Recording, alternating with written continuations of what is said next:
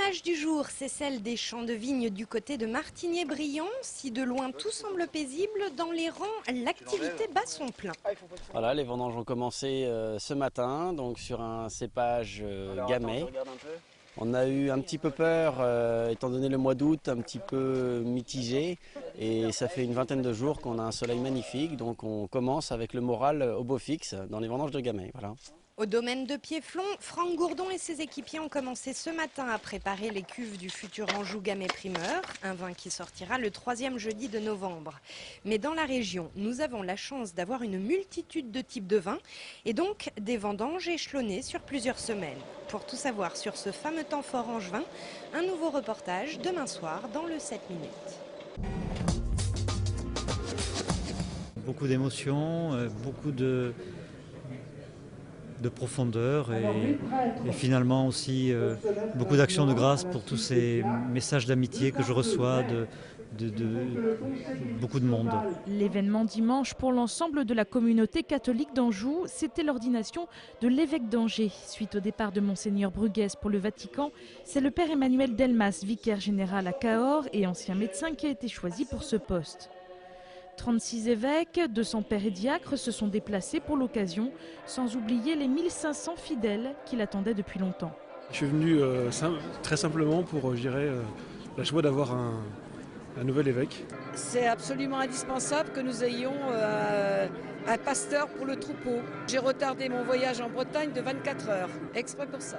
Je sais que c'est un ancien médecin, je sais qu'il a eu une vocation tardive. Mais justement, c'est peut-être quelque chose de très profond pour lui. Une réputation d'humilité et de discrétion précède cet homme d'église. C'est un homme au grand cœur, un homme très relationnel, un homme discret, effacé, qui ne se met pas en avant, mais vraiment qui a un sens de la proximité. Et moi, comme collaborateur, puisqu'il était mon vicaire général, j'ai eu le bonheur et le privilège d'apprécier donc toutes ces qualités. C'est en la cathédrale Saint-Maurice qu'a eu lieu la célébration, une célébration intense de 2h30. Et pour ceux restés dehors, plus d'1 millier, un écran géant permettait de suivre l'événement. Chaque étape a été suivie scrupuleusement, comme la traditionnelle invocation des saints, suivie de l'imposition des mains des évêques et de l'imposition de l'évangile. L'évêque a également reçu l'anneau, la mitre et la crosse, symbole de sa nouvelle fonction d'évêque. Dans la religion catholique, il devient successeur des apôtres du Christ. Qu'est-ce que vous avez envie de dire aux Angevins qui vont vous accueillir à présent ? Que je suis heureux de devenir l'un des leurs, que je suis très fier de pouvoir les connaître, aussi de ma joie d'aller à leur rencontre, de faire leur connaissance, de leur annoncer la parole de Dieu, l'Évangile. Ils sont en conflit avec leur direction depuis 3 semaines. Les agents de la Caisse primaire d'assurance maladie d'Angers se sont invités au conseil d'administration de leur organisme cet après-midi.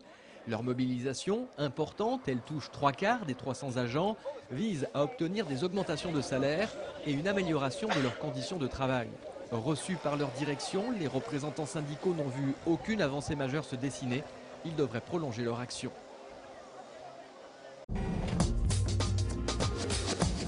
Il va falloir être très fort pour faire vaciller Nancy cette saison. À quelques jours de l'ouverture du championnat de France de basket, les Lorrains se sont offerts une véritable démonstration samedi soir salle Jean-Bouin à Angers, en finale du tournoi ProStar. Face aux Verts de Villeurbanne, les hommes de Jean-Luc Monchot ont largement dominé les débats pour finalement s'imposer 88-70.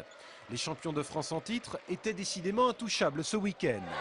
Un peu plus tôt dans la soirée, les Choletais qui disputaient la petite finale pour la 3e place ont pu mesurer quant à eux le chemin qu'il leur restait à parcourir. Face à la formation du Mans, entraînée par J.D. Jackson, les joueurs des Mauges, en rouge sur votre écran, n'ont jamais été en mesure de prendre l'ascendant.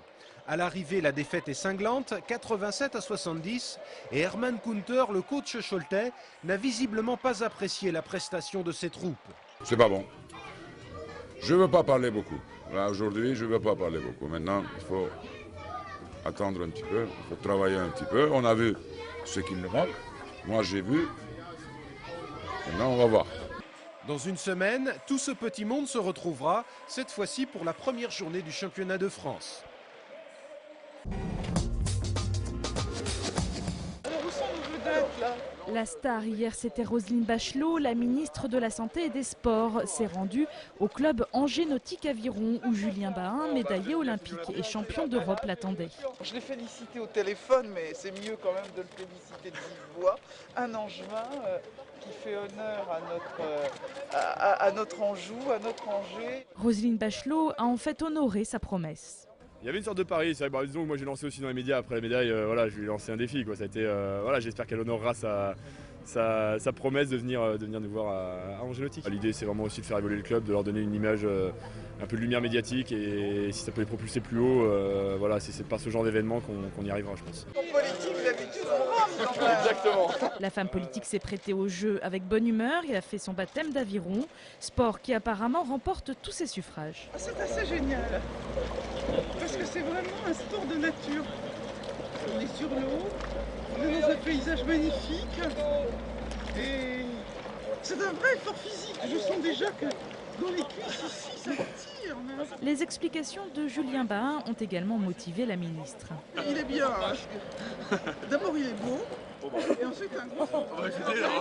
Merci Madame la ministre. La ministre s'en sort très bien parce que tout le monde n'est pas capable du premier coup d'être aussi synchronisé. Bravo. Merci Julien. La ministre a fait près d'1 kilomètre d'aviron sur la Maine.